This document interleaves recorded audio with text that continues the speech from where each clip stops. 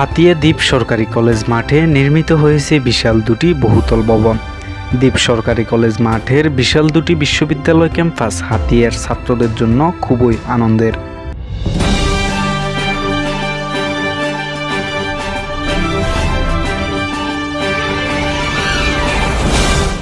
নোয়াখালী বিচ্ছিন্ন দ্বীপ উপজেলা হাতিয়া দ্বীপের চারদিকে নদী হওয়ায় এখানকার ছাত্রছাত্রীরা উচ্চশিক্ষার জন্য হাতিয়ার বাইরে যেতে হয়।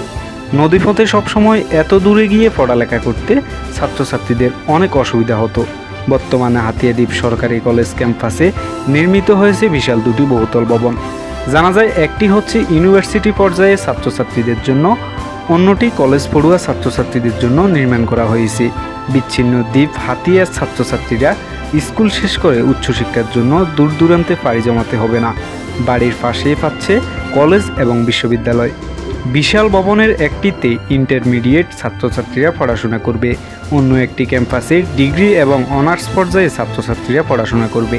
তাছাড়া ক্যাম্পাস দুটোতে ছেলে এবং মেয়েদের জন্য আলাদা আলাদা hostel, washroom, common room, library, IT corner সহ থাকার অত্যাধুনিক সকল সুযোগ সুবিধা রয়েছে, যাতে হাতিয়ার শিক্ষার্থীরা পড়ালেখার জন্য দূর দূরান্তে যেতে না হয়।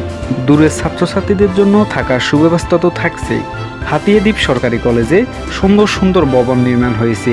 এবার পড়ালেখার উন্নয়ন এবং শিক্ষকদের ঘাটতি লাঘব মিটলে এগিয়ে যাবে হাতিয়ার শিক্ষা প্রতিষ্ঠান হাতিয়া দ্বীপ সরকারি কলেজ।